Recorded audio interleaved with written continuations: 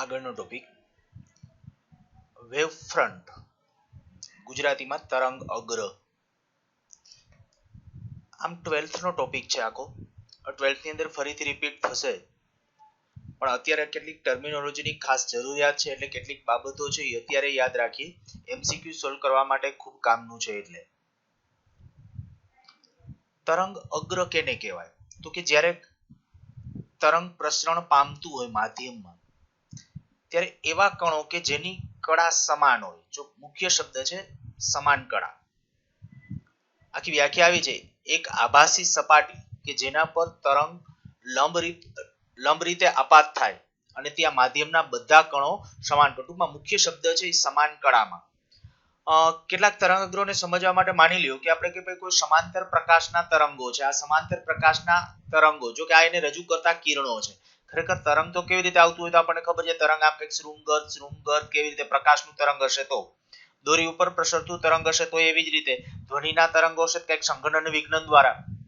અત્યારે આપણે વ્યાપક રીતે વિચારી લઈએ કે માની લો કે કોઈ આ તરંગને રજૂ કરતું આપણું આ કિરણ એ આ રીતે આમ છે, એટલે કે એનું પ્રસરણ દર્શાવે છે. તો એનું તરંગ અગ્ર કેમ હોય? એના બધા કણો જે સમાન કળામાં હશે. માની લો કે આપણે કહી શકાય કે આ જે તરંગ અહીંથી આમ પસાર થાય ત્યારે અહીંયા શૃંગ છે, તો બરાબર આ તરંગ હશે એમાં અહીંયા શૃંગ, આ તરંગ હશે એમાંય શૃંગ. જો બધાના શૃંગ એક જ બધા આવતા હોય એક જ સમતલ ઉપર અને બધા એકી સાથે હોય કળામાં, તો ત્યારે આપણે કહી શકાય આ એક જે સમતલ છે ને એ આખું સમાન કળામાં હશે અને પરિણામે એને તરંગ અગ્ર કહેવાય.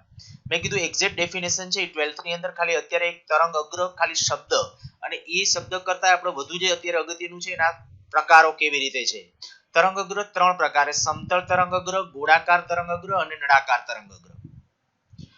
જ્યારે કિરણો જે અથવા તો તરંગો જે પ્રસરણ પામે છે ને એને ધ્યાનમાં રાખીને જનરલી, હવે આ ખાસ ધ્યાન રાખજો, જનરલી આપણે કીધું કે ભાઈ ઉદ્ગમ ખૂબ દૂર હોય, અનંત અંતરે માની લો.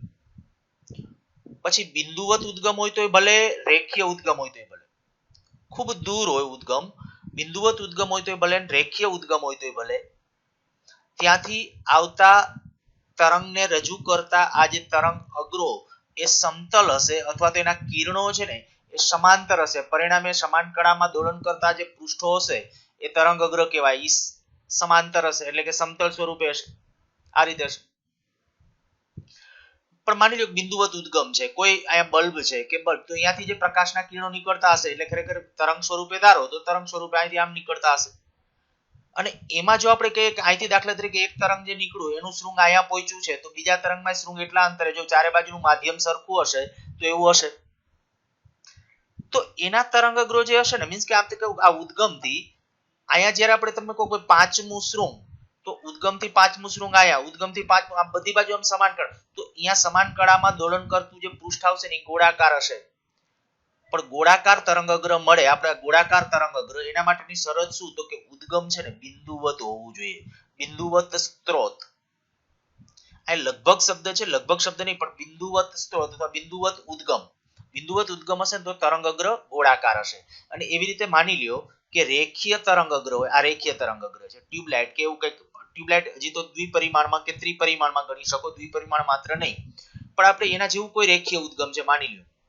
તો એ જ્યારે આમ કિરણો, એટલે ખરેખર તો આમ તરંગો ચારે તરફ આમ ઉત્સર્જિત કરે, ત્યારે અહીંથી એમ કહું કે ભાઈ કોઈ ચોક્કસ અંતરે આવેલો કણ, ત્યાં કોઈ એક શૃંગ હશે માની લ્યો, તો આને પરિણામે અહીંયા એટલા જ અંતરે શૃંગ જ હશે, અહીંયા આને કારણે એટલા જ અંતરે શૃંગ જ હશે, ને એ બધા કણો સમાન કળામાં હશે.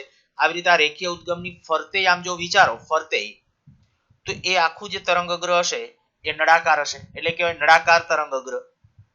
આ બધું મેં કીધું 12th ની અંદર રિપીટ થવાનું છે.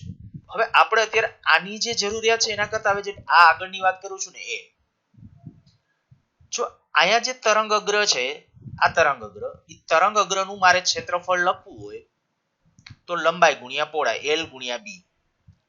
અહીંયા તરંગ અગ્ર નું મારે ક્ષેત્રફળ લખવું તો આ તરંગ અગ્ર ગોળાકાર છે તો ગોળાનું ક્ષેત્રફળ એટલે 4πr². અહીંયા તરંગ અગ્ર નળાકાર છે તો નળાકારનું ક્ષેત્રફળ એટલે 2πrl. અચ્છા, બીજી વસ્તુ આપણે એક ડિસ્કશન કરી ગયા હતા કે તરંગની તીવ્રતા એક કંપ વિસ્તારના વર્ગના સમપ્રમાણમાં, સ્મોલ a કંપ વિસ્તાર છે આવું મગજમાં રાખજો. તરંગની તીવ્રતા એક કંપ વિસ્તારના વર્ગના સમપ્રમાણમાં છે. અહીંયા તો ઠીક છે, પણ અહીંયા ખાસ જુઓ કે ભાઈ તરંગની તીવ્રતા જો કંપ વિસ્તારના વર્ગના સમચલન એટલે એક સ્ટેટમેન્ટ અહીં લખવું I is proportional to a square. વળી બીજું તરંગની તીવ્રતાની આપણી વ્યાખ્યા શું હતી યાદ કરો તો સૂત્ર આવું હતું E/a into t. a એટલે ક્ષેત્રફળ. હવે ક્ષેત્રફળ છે એ કેના સમચલનમાં છે તો કે r વર્ગના સમચલનમાં છે. તો પહેલા શું કર્યું I is proportional to 1/a. I અહીંયા ચલન આવશે I proportional to 1/a is proportional to 1/r square કારણ કે a તો આનો a છે એ r વર્ગના સમપ્રમાણમાં છે. તો આપણે એમ કહી શકાય કે તીવ્રતા એ જે r એટલે ત્રિજ્યા અહીંથી આને કેન્દ્ર તરીકે લઈને આપણે r ત્રિજ્યાવાળું સર્કલ ડ્રો કરીએ તો તીવ્રતા કેવી રીતે થશે એ જે સર્કલ અથવા તો ગોળો તૈયાર થશે એની ત્રિજ્યાના વર્ગના વ્યસ્ત પ્રમાણમાં હશે. આને આપણે આની સાથે સરખાવીએ તરંગની તીવ્રતા એ કંપ વિસ્તારના વર્ગના સમચલનમાં હોય વળી 1/r વર્ગના વ્યસ્ત પ્રમાણ હોય તો આમ લખાય a વર્ગ is proportional to 1/r વર્ગ અને માટે એમ કહી શકાય a is proportional to 1/r. તમને ડાયરેક્ટલી MCQ માં આમ પૂછે કે ભાઈ ગોળાકાર તરંગ અગ્ર નો કંપ વિસ્તાર ગોળાકાર તરંગ અગ્ર નો કંપ વિસ્તાર એ ઉદ્ગમથી અંતર અથવા ગોળાકાર તરંગ અગ્રની ત્રિજ્યા ઉપર કેવી રીતે આધારિત છે તો તમે કહી શકશો a is proportional to 1/r. અને વળી અહીંયા આપણે આ તો જાણીએ છીએ કે ભાઈ I અને r વચ્ચેનો સંબંધ આવો છે આ a અને આના વચ્ચેનો સંબંધ તો અહીંયા આપણે a અને I વચ્ચેનો સંબંધ શું થશે આ MCQ માટે મેં કીધું ખાસ કન્સિડર કરવાનું છે. એ જ વસ્તુ અહીંયા કરીએ કે ભાઈ તરંગની તીવ્રતા માટે આપણે તીવ્રતા I is proportional to 1/a એ તો હોવાનું જ E/a into t પરથી પણ a એટલે 2πrl એના ઉપરથી r ના અહીંયા વ્યસ્ત પ્રમાણમાં આવ્યું તો આપણે કહી શકાય a is proportional to r. હવે અહીંયા જે a is proportional to r એટલે આ a શું છે 8 નું ક્ષેત્રફળ એની જગ્યાએ ખાલી કિંમત મૂકી દીધી. અચ્છા I is proportional to r 1/r I is proportional to 1/r વળી I is proportional to શું હતું a square તો આપણે કહી શકાય I is proportional to a square તો a square is proportional to શું આવશે 1/r અને માટે a is proportional to 1/√r. અહીંયા c ખાલી એક અચળાંક તરીકે મૂકેલો છે. આ જે હાઇલાઇટ કર્યા છે ને બધા MCQ માટે ખાસ સમજવાના છે. આ મેં કીધું આ તો પાછું ફરીથી 12th ની અંદર રિપીટ થવાનું છે. નેક્સ્ટ આગળના ટોપિક તરફ આગળ વધીએ. પ્રશ્નો જે પૂછી શકે તમને આવી રીતે પ્રશ્ન નંબર 1 આકૃતિમાં Ia/Ib મેળવો એટલે કે તીવ્રતાનો ગુણોત્તર. એ બિંદુએ જે તરંગની તીવ્રતા હશે તે અને બી બિંદુએ જે તીવ્રતા હશે એનો ગુણોત્તર મેળવવો છે. ઉદ્ગમ આયા છે ઉદ્ગમ અહીંથી આનું માપ આપ્યું છે આ 9 આનું માપ આપ્યું છે આ 16 કોઈ પણ એકમમાં હોઈ શકે કદાચ મીટરમાં માની લ્યો તો આ 9 મીટરે છે આ 16 મીટરે છે તો આપણે હમણાં લીધું તો એ પ્રમાણે તરંગની તીવ્રતા એક કંપ વિસ્તારના વર્ગના વ્યસ્ત પ્રમાણમાં કંપ વિસ્તારના વર્ગના સમપ્રમાણમાં હોય પણ તરંગની તીવ્રતા એ આડછેદના ક્ષેત્રફળના વ્યસ્તમાં આડછેદ અહીં ગોળાકાર માટે r² અનુસાર તો I is proportional to 1/r². આયા જે હતી એ જ વાત છે આપણી I is proportional to 1/r².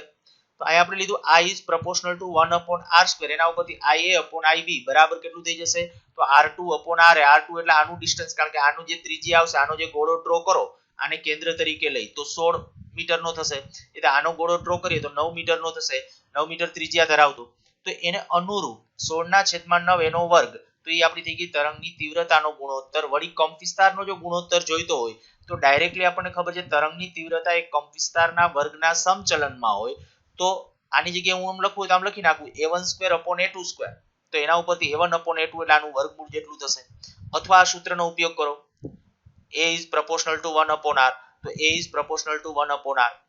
અચ્છા જો સ્ત્રોત રેખીય હોય તો Ia/Ib કેટલું થશે સ્ત્રોત રેખીય હોય તો રેખીય ઉદ્ગમ માટે I is proportional to 1/r તો I is proportional to જો 1/r હોય તો Ia/Ib બરાબર RB/Ra એના ઉપરથી આ ના ત્રિજ્યાઓ એના માટે જ આપણે કેલ્ક્યુલેશન કર્યું છે એટલે 16/9 અને એવી રીતે a is proportional to 1/√r એ આગલી થિયરી ઉપરથી છે તો એના ઉપરથી આપણા પાસે a/AB બરાબર √RB/Ra અને √RB એટલે 16/9 તો 16/9 વર્ગમૂળમાં છે એટલે 4/3. અચ્છા હવે આગળનો જે ટોપિક છે યાંત્રિક તરંગોની ઝડપ. જ્યારે યાંત્રિક એટલે જેને પ્રસરવા માટે માધ્યમની જરૂર છે એવા પ્રકારના તરંગો અને એના માટે આપણે કહીએ કે એક પહેલા લઈએ છીએ સંગત તરંગો લોન્જિટ્યુડિનલ વેવ્સ લોન્જિટ્યુડિનલ યાંત્રિક વેવ્સ. તો ધ્વનિ તરંગો એમાંના એક છે જે આપણે ડિસ્કશન કરવાના છે. હવે ધ્વનિ તરંગો માટેનું માધ્યમમાં પ્રસરવા માટેનું સૂત્ર v બરાબર √E/ρ. પારિમાણિક વિશ્લેષણનો ઉપયોગ કરી અને પ્રૂવ કરી શકાય. ટેક્સ્ટબુકમાં બહુ સિમ્પલી સીધું આપી દીધું છે, જો કે ટેક્સ્ટબુકની અંદર પણ સીધું હું તમને એમ કહું કે ભાઈ આ ઈ એટલે શું છે, તો કે માધ્યમનો સ્થિતિસ્થાપકતા અંક, અને ρ એટલે માધ્યમની ઘનતા. યાદ રાખજો, માધ્યમની ઘનતા. જે માધ્યમમાં ધ્વનિ તરંગ પ્રસરણ પામે છે, હવાના માધ્યમમાં હોય તો હવાના માધ્યમની ઘનતા, અને આ છે એનો સ્થિતિસ્થાપકતા અંક, એટલે કે એનો મોડ્યુલસ ઈ. તો આ v માધ્યમમાં વેગ છે એ આપણે આ પ્રમાણે મેં કીધું. અને જો પ્રૂવ કરવું હોય તો શું છે, મેં કીધું આનું પારિમાણિક સૂત્ર લઈ લ્યો, આનું પારિમાણિક સૂત્ર લઈ લ્યો, અને એના ઉપરથી આ પ્રૂવ કરી શકાય. જો કે એની ટેકનિકલી સાચી મેથડ જુદી છે, પણ આ રીતે કેટલીક બુકોની અંદર છે સાબિતી એની આપેલી છે. અચ્છા, આપણે સાબિતી કરતા ખાલી એમ કહીએ કે વેગ v is proportional to √E/ρ. E યાદ રાખજો, શું કીધું? સ્થિતિસ્થાપકતા અંક. ρ એ માધ્યમની ઘનતા છે. અચ્છા, જો ઘન માધ્યમ હોય તો ઘન માધ્યમની અંદર છે આ સ્થિતિસ્થાપકતા અંક તરીકે કયો આવે, તો કે યંગ મોડ્યુલસ. આ યંગ મોડ્યુલસ y, અહીંયા y છે, યંગ મોડ્યુલસ y છેદમાં ઘનતા ρ. જો પ્રવાહી માધ્યમ હોય તો યંગ, ત્યાં આપણે કે યંગ મોડ્યુલસને બદલે શું આવી જશે? Bulk modulus. બલ્ક બીટા એટલે બલ્ક મોડ્યુલસ. તો ખાલી અહીંયા આ જે ઈ છે સ્થિતિસ્થાપકતા અંક, ઘન માધ્યમ માટે ત્યાં શું મૂકી દેવાનું? y. પ્રવાહી માધ્યમો માટે ત્યાં બીટા બલ્ક મોડ્યુલસ મૂકી દેશું, અથવા કદીય સ્થિતિસ્થાપક મોડ્યુલસ પણ બોલાય. અને એ જ રીતે જો વાયુ હોય, ઓકે, વાયુનું ડિસ્કશન કરીએ એની પહેલા આના ઉપરથી કેટલીક અર્થઘટન. ઈ ઘન માધ્યમ માટે છે ને સ્થિતિસ્થાપકતા અંક સૌથી વધુ હોય, very very greater than liquid એટલે કે પ્રવાહી, અને ગેસ કરતા એટલે કે વાયુ કરતા પ્રવાહીનો ખૂબ વધારે હશે. જો ઈ વધુ હોય પણ સામે ઘનતાનું પણ જો આપણે નક્કી કરીએ, ઘનતા, તો ઘનતા છે ઘન માધ્યમની ઘનતા વધારે હોય, પ્રવાહીની એનાથી ઓછી, વાયુની એનાથી ઓછી. અને પરિણામે જો આ સૂત્રનો ઉપયોગ કરીએ v બરાબર √E/ρ, તો એ પ્રમાણે ઈ ઘન માધ્યમનો ખૂબ વધારે છે. આ વધારે તો છે જ. તો આ જે વેગ આવશે, ઈ વેગ ઘન માધ્યમની અંદર ધ્વનિ તરંગોનો વેગ ખૂબ વધારે હોય. જોજો, આપણે કીધું E/ρ નો ગુણોત્તર જ લેવાનો છે. હવે આ ખૂબ મોટું હોવાથી, ખૂબ મોટું, વેરી વેરી ગ્રેટર ધેન ની સંજ્ઞા છે, તો ત્યારે આપણે કહી શકીએ કે અહીંયા આ જે થયું, તો એના ઉપરથી કહી શકાય કે v ઘન એટલે કે પ્રવાહીની, ઘન પદાર્થની અંદર જે વેગ હશે એ પ્રવાહી કરતા વધારે હશે, વાયુ કરતા પ્રવાહીમાં વધારે, પ્રવાહી કરતા ઘન પદાર્થની અંદર વધારે. એપ્રોક્સ એના મૂલ્યો જે લખ્યા છે 4 થી 5000 ની આજુબાજુ ઘન પદાર્થની અંદર હોય, મીટર પર સેકન્ડ ની અંદર. પછી ડિપેન્ડ્સ કયો તાર છે કે કયો લોખંડનો સળિયો છે કે એ. પછી પ્રવાહીની અંદર આશરે 1200 1300 થી 1500 જેવું હોય, કયું પ્રવાહી છે એના ઉપર. પણ વાયુની અંદર લગભગ એની કિંમત 330 થી 340 મીટર પર સેકન્ડ જેટલી હોય. તો આ એમસીક્યુ માટે પૂછાઈ શકે, એટલે ખાસ આપણે મેં કીધું કે, અને પૂછાયેલ પણ છે આ વેગ માટે, તો ધ્યાન રાખશું. અચ્છા, ધ્વનિ તરંગની ઝડપ મુખ્યત્વે માધ્યમના સ્થિતિસ્થાપકતા મોડ્યુલસ પર આધાર રાખે છે. તો એ સ્થિતિસ્થાપક modulus young modulus, bulk modulus કે દ્રઢતા સ્થિતિસ્થાપકતા અંકમાંના હોઈ શકે. પણ આપણે અહીંયા લેવાનો છે કાં તો યંગ મોડ્યુલસ અને કાં તો બલ્ક મોડ્યુલસ. અહીંયા આકાર વિકૃતિની વાત નથી. પરિણામે દ્રઢતા સ્થિતિસ્થાપકતા અંક ન હોય. અહીંયા જે આપણે ચર્ચા કરતા હતા, ઘનની અંદર જેમ સૂત્ર લખ્યું, પ્રવાહીમાં લખ્યું, એવી રીતે વાયુમાં પણ વાયુની અંદર બે બાબત આવે. વાયુમાં જ્યારે ધ્વનિ તરંગો પ્રસરણ પામે છે ત્યારે પેલા ન્યૂટને એક સૂચન કરેલું હતું કે ભાઈ ધ્વનિ તરંગો જ્યારે માધ્યમમાં એટલે કે વાયુમાં પ્રસરણ પામે ત્યારે સંઘનન અને વિઘ્નન દ્વારા પ્રસરણ પામતા હોય. હવે સંઘનન અને વિઘ્નન વાળી પ્રક્રિયા છે ને એ સમતાપી ગણાય, આવું ન્યૂટને સૂચન કર્યું હતું. અને પરિણામે સમતાપી રીતે એક વખત આપણે કન્સિડર કરીએ, અને એક એડિયાબેટિક મીન્સ કે સમોસમી, એ લાપ્લાસે સુધારો કરેલો હતો. એક્ઝેક્ટ ડિસ્કશન કરીએ એના માટે પહેલા એમ કહીએ કે વાયુનો સ્થિતિસ્થાપકતા અંક, વાયુ માટે જો તમારે મોડ્યુલસ જોઈતો હોય તો પ્રતિબળ છેદમાં વિકૃતિ, કોઈ પણ નો આમ તો મોડ્યુલસ એટલે આમ જ થાય, પ્રતિબળના છેદમાં વિકૃતિ. હવે વાયુ માટે જે તમે દબાણમાં જે ફેરફાર થાય તો એને અનુરૂપ કદની જે વિકૃતિ ક્રિએટ થાય તે, તો આવું આવ્યું -ΔP v ΔV. આ સમીકરણ યાદ રાખો. હવે ન્યૂટને શું સૂચન કર્યું કે ભાઈ વાયુમાં જ્યારે ધ્વનિ તરંગો પ્રસરણ પામે છે ને ત્યારે એવી પ્રક્રિયા મીન્સ કે સંઘનન અને વિઘનન માધ્યમની અંદર જ્યારે રચાતા હોય ત્યારે એ પ્રક્રિયા સમતાપી ગણવી જોઈએ. તો કે જો સમતાપી સ્થિતિ લ્યો તો સમતાપી સ્થિતિ વખતે પીવી બરાબર અચળ, પીવી બરાબર અચળ. તો એના માટે હું ફેરફારના સંદર્ભમાં લખું, પી ને અચળ રાખી જાણે કે વી નું વિકલન કરતા હો તો વી નું વિકલન શું થાય, વી નું વી ની સાપેક્ષ 1 થઈ જશે એટલે delta V by delta V અથવા ડીવી બાય ડીવી એટલે 1 થઈ જશે. અહીંયા ફરીથી બોલું છું, પીવી બરાબર અચળ, એમાં પી ને પેલા એમનેમ રાખી વી નું 1 થઈ જશે પ્લસ વી ને અચળ રાખી પી નું થશે ડીપી બાય ડીવી બરાબર 0. આ એક સમીકરણ લખી નાખજો, પીવી બરાબર અચળ પેલા એટલે ખ્યાલ આવી જશે. આ બાજુ અચળ પદનું વિકલન થઈ જશે 0. પછી આ પદ 1 છે, પછી પી ને સૂત્રનો કરતા બનાવી દો તો આ પદ સામેની બાજુ વહી જશે એટલે માઈનસ થઈ જશે અને ઈ જો આપણા માટે આ હતું મોડ્યુલસ. તો વાયુ માટે આ આઇસોથર્મલ આઇસોથર્મલ એટલે કે સમતાપીય મોડ્યુલસ આપણે મૂકવો જોઈએ. આ સમતાપી મોડ્યુલસ છે, સ્થિતિસ્થાપકતા મોડ્યુલસ. તો એની કિંમત આ મીન્સ કે કેના જેટલી છે તો કે પી જેટલી. પણ જ્યારે વાત આવી કે ભાઈ આ રીતે જ્યારે કેલ્ક્યુલેશનો કર્યા, જો આગળ આપણે જોઈ લઈએ, ન્યૂટને જે પ્રક્રિયા સમતાપી ગણી અને આયા કિંમત મોડ્યુલસ તરીકે આ આઈએસઓ ની કિંમત મૂકી એટલે કે એના બરાબર પી, પી એટલે આયા પ્રેશર, આ રો ઘનતા. હવે જ્યારે હવાના માધ્યમમાં જો 1 એટીએમ દબાણ, આપણને ખબર છે કે ભાઈ દરિયાની સપાટી ઉપર લગભગ વાતાવરણનું દબાણ 1 એટીએમ જેટલું હોય અને હવાની ઘનતાનું મૂલ્ય 1.29 ગુણ્યા 1.29 કિગ્રા પ્રતિ મીટર ઘન 11th માં ભણી ગયા છીએ. જો આનું રિયલમાં સાદુરૂપ આપીને મૂલ્ય ગણવામાં આવે તો ધ્વનિની ઝડપ આવી 280 મીટર પર સેકન્ડ. પણ આપણને ખબર છે કે હવામાં ધ્વનિ તરંગો જ્યારે પ્રસરણ પામતા હોય ત્યારે એની ઝડપ હોય 330 થી 340 ની આજુબાજુની ઝડપ હોય. તો કે કંઈક આમાં ખૂટે છે. હવે શું ખૂટતું હતું તો કે જ્યારે ન્યૂટને આ પરિસ્થિતિને કેવી ગણેલી હતી તો આપણે કીધું ભાઈ સમતાપી, કે ભાઈ જ્યાં સંઘનન અને વિઘનન માધ્યમમાં રચાય. યાદ કરો કે માધ્યમમાં ધ્વનિ તરંગો પ્રસરણ પામતા હોય ત્યારે મેં કીધું હતું રેરફેક્શન અને કમ્પ્રેશન મીન્સ કે કમ્પેન્સેશન અને રેરફેક્શન. જ્યાં સંઘનન રચાય અણુ અણુ નજીક આવશે, વિઘનન રચાય અણુ અણુ દૂર જશે. હવાના અણુઓ નજીક આવતા હોય દૂર જતા હોય. હવે ઈ પ્રક્રિયા છે ન્યૂટને કેવી ગણી હતી, સમતાપી. પણ એ વસ્તુથી આપણે જે કે ભાઈ જવાબ છે અથવા રિયાલિટી થી ખૂબ દૂર છીએ એટલે આ વસ્તુનો સુધારો ત્યાર પછી લાપ્લાસે એ કર્યો અને લાપ્લાસે એ પ્રક્રિયાને કેવી ગણી તો કે એડિયાબેટિક મીન્સ કે સમોષ્મી. સમોષ્મી પ્રક્રિયા માટે આપણને ખબર છે પીવી રેસ ટુ ગેમા બરાબર અચળ થાય. જો પીવી રેસ ટુ ગેમા બરાબર અચળ, આનું સેમ આની જેમ વિકલન કરશો, પીવી રેસ ટુ ગેમા બરાબર અચળ તો પી ને અચળ રાખી વી નું જ્યારે વિકલન કરશો ઘાત હોય ઘાત આગળ આવશે. તો ઘાત આગળ આવે એટલે P gamma delta V by V પણ ઈ 1 થઈ જશે એટલે આ પી ની હારે ગેમા ગુણાકારમાં આવશે. પછી વી રેસ ટુ ગેમા એમનામ અચળ રહેશે અને બાકીનાનું વિકલન. આવું કરીને જ્યારે સાદુરૂપ આપશો ત્યારે આવું કંઈક પરિણામ મળશે કે એડિયાબેટિક પ્રોસેસ માટે અહીંયા જેમ આઇસોથર્મલ મળ્યો, આઇસોથર્મલ મોડ્યુલસ મળ્યો, એવી રીતે આપણે કંઈક ભાઈ અહીંયા એડિયાબેટિક પ્રોસેસ માટેનો મોડ્યુલસ છે એ કંઈક ગેમા પી જેટલો મળશે.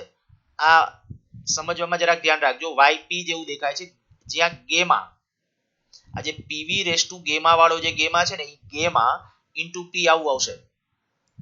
હવે જ્યારે વાત આવી કે ભાઈ તો આ કિંમત મૂકવાથી મળે છે કે નહીં, આની પ્રક્રિયા સમોષ્મી ગળી મીન્સ કે સંઘનન અને વિઘનન રચાવવાની પ્રક્રિયા એટલી ઝડપી થાય છે. તમને 11th નું યાદ છે કે જેની અંદર આપણે થર્મોડાયનેમિક્સ ની અંદર જે ડિસ્કશન કરતા ત્યારે આપણે એવી ચર્ચા કરી ગયા છીએ કે સમોષ્મી પ્રક્રિયા છે એ ઝડપી હોય. તો આયા છે સંઘનન અને વિઘનન રચાવવાની પ્રક્રિયા ખૂબ ઝડપી હોય અને પરિણામે એ જે પ્રક્રિયા હોય તો આપણે કહી શકાય કે આની પ્રોસેસ અથવા જે લાપ્લાસે સુધારો સૂચવેલો છે એ સાચો હોવો જોઈએ. તો આ લાપ્લાસેના સુધારા માટે કે ગેમા ઇન્ટુ પી, તો અહીંયા આપણે કે ઈ એડિયાબેટિક બરાબર ગેમા ઇન્ટુ પી અને પરિણામે જે વેગનું આપણું જે સૂત્ર હતું, વેગનું સૂત્ર કયું, ઈ અપોન પી વાળું, આ ઈ અપોન રો વાળું, સોરી ઈ અપોન રો, અહીંયા ઈ ને બદલે ઈ એડિયાબેટિક એટલે કે આપણે આ જ્યારે આપી રીતે મૂકી દેશું ગેમા પી અપોન રો. હવે ગેમા જનરલી આપણે કહીએ કે હવા એટલે મોટા ભાગે આપણે કહી શકીએ કે ભાઈ ઓક્સિજન, હાઇડ્રોજન આવા બધા વાયુ દ્વિપરમાણુય વાયુ. તો તો ગેમાનું મૂલ્ય આપણે કહી શકાય દ્વિપરમાણુ વાયુ માટે કેટલું હોય 1.4, પ્રેશર 1 atm લઈ આ રો 1.29 કિગ્રા પ્રતિ મીટર આ atm ને આમાં તમારે ટ્રાન્સફર કરવા પડે ન્યૂટન પર મીટર સ્ક્વેર માટે. ફાઇનલી તમે સાદુરૂપ આપશો તો ઝડપ મળી જાય છે 332 મીટર પર સેકન્ડ. આમ કહી શકાય કે ખરેખર ધ્વનિ તરંગો જ્યારે માધ્યમમાં આગળ વધતા હશે ને વાયુ માધ્યમમાં, ત્યારે એ પ્રક્રિયા સમતાપી નહીં, રિયલમાં કેવી ગણવી જોઈએ? સમોષ્મી પ્રક્રિયા. અને જે લાપ્લાસે કરેક્શન આપેલું છે એ પ્રમાણે અહીં એક લખ્યું છે કે હવામાં N2O2 લગભગ 98% જેટલો છે. હવામાં નાઇટ્રોજન અને ઓક્સિજનનું પ્રમાણ લગભગ 98% હોય અને દ્વિપરમાણુય છે. આથી ગેમાનું મૂલ્ય વાય નહીં પણ ગેમા કેટલો લેવાનો? 1.4. કેટલાક પ્રશ્નો માટે આપણે જે સમીકરણ અગાઉ ભણી ગયા છીએ તે અહીંયા એની સંજ્ઞામાં લખ્યું હશે. PV બરાબર nRT, એક આપણું આજે સમીકરણ PV બરાબર μRT વાળું. આ n દ્રવ્યનો જથ્થો મોલ m/mw, અહીંયા આપણે mo લખતા m/mo, આપણે m/mo પણ બોલશો અથવા m/mw. ચાલો આમાં બધામાં m/mw હશે તો m/mw રાખીએ. જે આપણે શું કરશું, આ જે મોલેક્યુલર વેઇટ હશે તે મોલેક્યુલર વેઇટ mw, તો આના ઉપરથી જ્યારે આપણે કહી શકીએ કે ભાઈ આ m ને આ બાજુ લઈ લેશો PV/m, એટલે એક પરિણામ આપણા પાસે આવ્યું PV/m RT/mw. એના ઉપરથી P/ρ, કારણ કે આ દળના છેદમાં કદ એટલે ઘનતા થઈ જશે, P/ρ બરાબર RT/mw આવું થઈ જશે. તો આપણું જે સમીકરણ હતું કે જે અહીંયા આપણે જે સમીકરણ દર્શાવ્યું લાપ્લાસેના સૂત્રની અંદર ગેમા P/ρ, એમાં P/ρ ને બદલે આ કિંમત મૂકી દઈએ છીએ. P/ρ ને બદલે જો કિંમત મૂકી દઈએ RT/mw, તો આપણું સૂત્ર ફાઇનલી સૂત્ર જે આવશે ટેમ્પરેચર ઉપર ડિપેન્ડન્ટ એ આવું થશે V બરાબર √γ RT upon મોલેક્યુલર વેઇટ. ખાસ ખૂબ કામનું પરિણામ, ઘણી વખત ક્વેશ્ચન આના ઉપરથી પૂછાયેલા છે. જો આના ઉપરથી ડિસ્કશન કરતા જે વારાફરતી એક કહેશું કે ધ્વનિ તરંગો જ્યારે માધ્યમમાં પ્રસરણ પામતા હોય ત્યારે કેટલી બાબતો ઉપર આધારિત છે. તો કે એક તો વાયુના પ્રકાર, કારણ કે આ ગેમા છે એક પરમાણુય વાયુ માટે જુદો હોય, દ્વિપરમાણુય વાયુ માટે જુદો હોય કે જુદા જુદા વાયુ માટે એ જુદો છે. R જે છે સાર્વત્રિક વાયુ અચળાંક ઈ ચોક્કસ છે. T તાપમાન છે અને અહીંયા તાપમાન ફરજિયાત નિરપેક્ષ મીન્સ કે કેલ્વિન માપક્રમમાં લેવાનું છે. અને મોલેક્યુલર વેઇટ, મોલેક્યુલર માસ જુદા જુદા વાયુ માટે આ પણ જુદો હોય. તો આ સૂત્ર રિલેટેડ હવે થોડા આગળ વધીએ. ક્વેશ્ચન 27°C તાપમાને રહેલ 1 મોલ હિલિયમ અને 1 મોલ ઓક્સિજનના વાયુના મિશ્રણમાં ધ્વનિની ઝડપ કેટલી? 1 મોલ હિલિયમ 1 મોલ O2 આનું મિશ્રણ બનાવ્યું છે. એ મિશ્રણની અંદર સીધો એક લાંબો લેન્ધી ક્વેશ્ચન જ લઈ લીધો છે. 1 મોલ હિલિયમ અને 1 મોલ O2 એના મિશ્રણ માટે તમારે એક તો ગેમા ગણવો પડશે ને એનું મોલેક્યુલર વેઇટ ગણવું પડશે. જો એનો ગેમા મિક્સચરનો ગેમા ગણવો હોય તો આ સૂત્ર તમને શીખવાડેલું છે. N1 Cp1 N2 Cp2 N1 Cv1 N2 Cv2. આ Cp1 શું છે? અચળ દબાણે મોલર વિશિષ્ટ ઉષ્મા, આ અચળ કદે વિશિષ્ટ ઉષ્મા પહેલા વાયુ માટે, આ બીજા વાયુ માટે. હવે આનો 1 મોલ છે હિલિયમ માટે Cp કેટલું? તો કે 7/2R. Cv કેટલું? R જેટલું ઓછું હોય એનાથી તો 5R/2. એવી રીતે ઓક્સિજન માટે જ્યારે લેશો તો ઓક્સિજન માટે થશે આ 5/2 Cp. Cv એનાથી 1R જેટલો ઓછો મળે. તો આના ઉપરથી જ્યારે એનું મૂલ્ય ગણશો ત્યારે આશરે એનું મૂલ્ય કેટલું આવે છે? 1.5. આ જ રીતે જો મોલેક્યુલર વેઇટ, એનું મોલેક્યુલર વેઇટ જ્યારે ગણો મિક્સચરનું, તો કંઈક દ્રવ્યનો જથ્થો મોલ પહેલાનું મોલેક્યુલર વેઇટ વત્તા મોલ બીજાનું મોલેક્યુલર વેઇટ છેદમાં N1 N2 મોલનો જથ્થાનો સરવાળો, એના ઉપરથી મિક્સચરનો આપણને મોલેક્યુલર વેઇટ મળી જશે.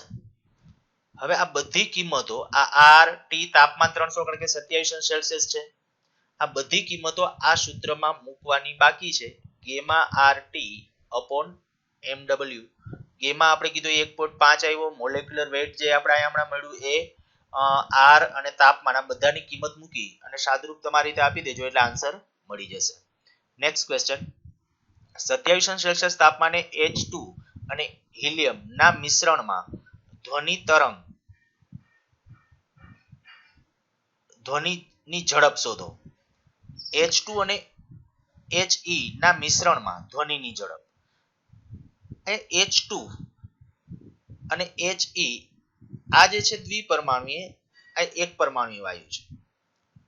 આપણે આની અંદર એક કરેક્શન તમારા રકમમાં કરવાનું છે એટલે આ રેડ તીર કરેલું છે કે એમનો બેમાં મિશ્રણમાં નહીં પણ આ બંને વાયુમાં જે ધ્વનિની ઝડપ હશે એનો ગુણોત્તર મેળવવાનો છે.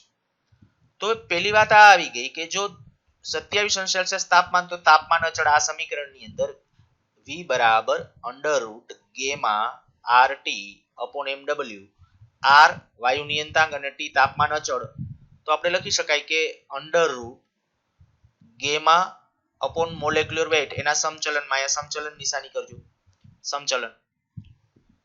તો હાઇડ્રોજન માટે અને હિલિયમ માટે તો અહીંયા હાઇડ્રોજનનો ગેમા છેદમાં એનું મોલેક્યુલર વેઇટ ગુણ્યા હિલિયમનું મોલેક્યુલર વેઇટ અને એનો ગેમા.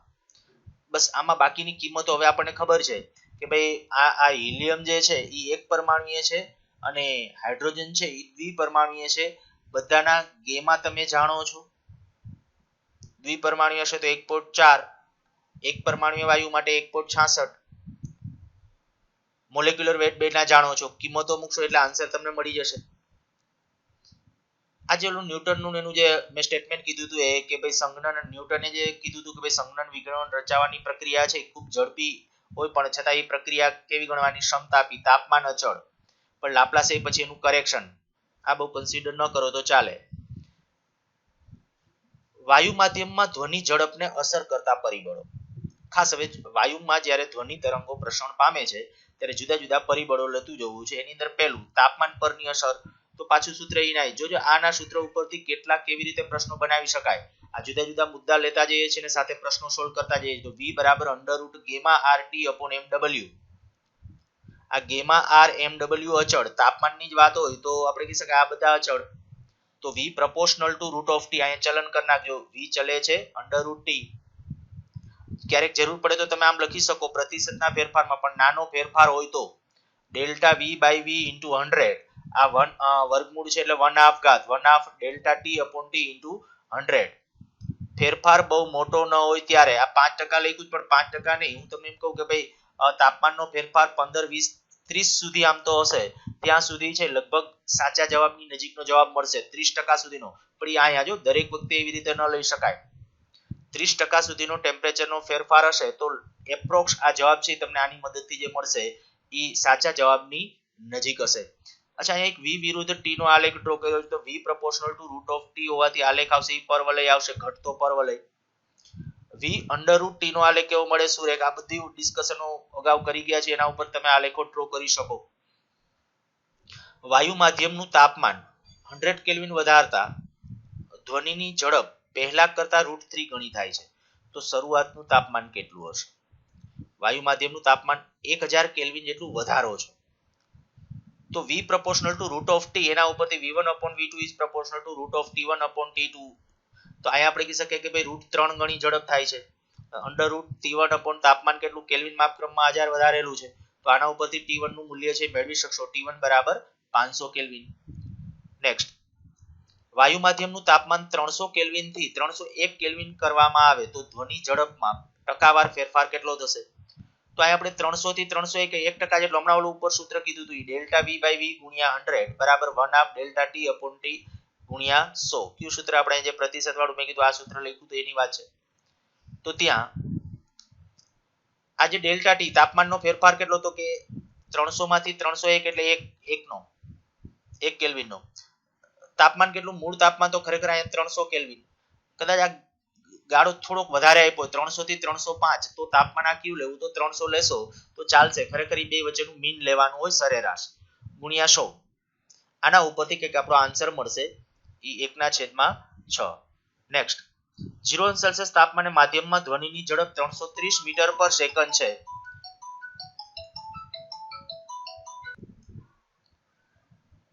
0°C તાપમાને માધ્યમમાં ધ્વનિની ઝડપ 330 છે, તો 10°C તાપમાને માધ્યમમાં 10°C તાપમાને માધ્યમમાં ધ્વનિની ઝડપ કેટલી હશે?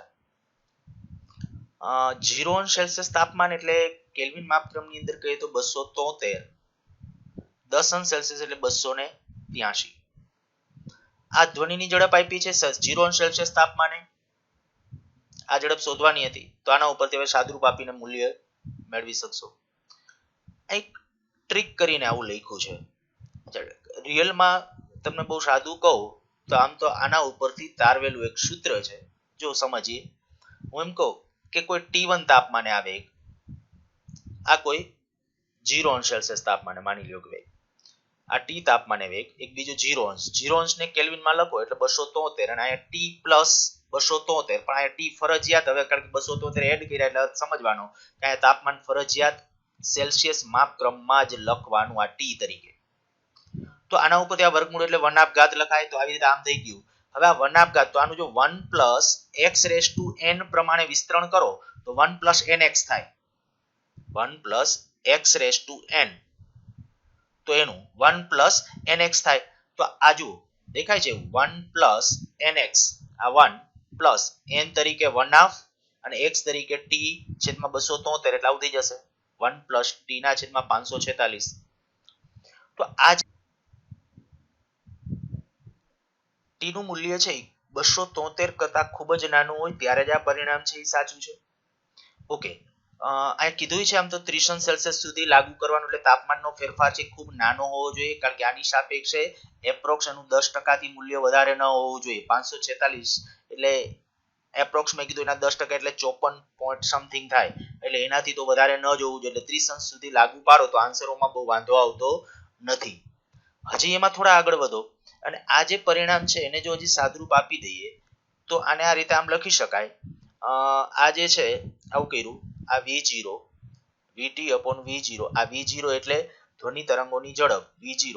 હવે 330 હોય તો 330 ભાગ્યા 546, આ શું કર્યું V0 આ બે સાથે ગુણાકારમાં, આ બે સાથે ગુણાકાર, અને એની અંદર ફાઇનલી 330 ભાગ્યા 546 એટલે 0.61 ઇન્ટુ t. તો તમે આ એક પરિણામ યાદ રાખો. આ સાબિતી કેમ આવી કદાચ બહુ પીંજણ ન પડો તો ચાલે, પણ આ કામનું છે. VT બરાબર V0 પ્લસ 0.61 t. હવે માની લ્યો તમને એવું કીધું કે ભાઈ તાપમાન 10°C વધે તો ધ્વનિ તરંગોની ઝડપ કેટલી? તો કે 0°C તાપમાને જે ઝડપ આપી હોય 330 આપી હોય, 330 વત્તા આ સીધું સેલ્સિયસ માપક્રમમાં લખી નાખવાનું 10, તો 6.1 વધી જશે. 6.1 વધી જાય એટલે સીધો આન્સર 336.1. આ રીતે આ શોર્ટ ટ્રીક તરીકે મેં કીધું યાદ રાખજો. પણ તાપમાનના નાના ફેરફાર માટે અને ફરજિયાત અહીંયા તાપમાન કયા માપક્રમમાં લેવાનું છે? સેલ્સિયસ માપક્રમની અંદર લેવાનું છે. દબાણની અસર. ધ્વનિ તરંગો જ્યારે પ્રસરણ પામે છે ત્યારે દબાણને કારણે કેવી અસર થાય? તો કે જો આપણે જે સૂત્ર લીધું તો એની અંદર તમે જોઈ શકો છો PV બરાબર μRT અથવા nRT. એમાં PV બરાબર અચળ, તો P is proportional to 1 upon V, એટલે કે P is proportional to 1 P proportional to rho. કારણ કે કદના વ્યસ્તમાં ઘનતા હોય એટલે P એ ઘનતાના સમચલનમાં થઈ ગયું. તો આપણું જે સમીકરણ હતું V બરાબર under route gamma P upon rho, તમે પ્રેશર વધારો તો ઘનતા એટલા જ પ્રમાણમાં વધે. ક્યારે?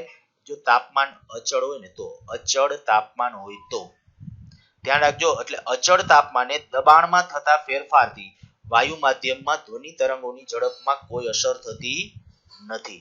દબાણમાં ફેરફાર કરો પણ ક્યારે? અચળ તાપમાને હોય તો. બરાબર, આ વસ્તુ ધ્યાન રાખજો. નેક્સ્ટ, અચળ કદે વાયુમય તાપમાનનું દબાણ શરૂઆત કરતા 4 ગણું કરવામાં આવે તો ધ્વનિ ઝડપમાં થતો ફેરફાર કેટલો હશે? અચળ કદે, અચળ કદ કીધું છે. કદ અચળ હોય તો એનો અર્થ એવો થાય કે દબાણ જો શરૂઆત કરતા 4 ગણું કરો તો તાપમાન કેટલા ગણું થશે? 4 ગણું.